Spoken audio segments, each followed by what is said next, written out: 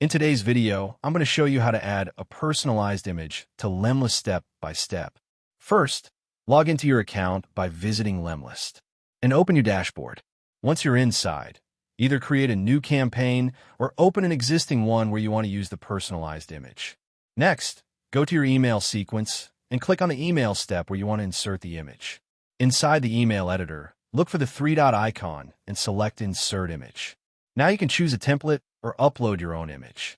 Lemlist allows you to dynamically personalize it using variables like first name, company name, or custom text.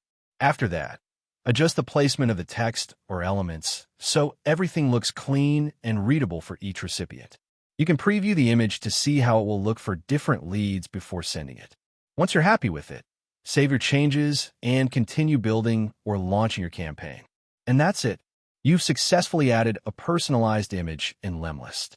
Thank you for watching this video. Please feel free to use the affiliate link in the description.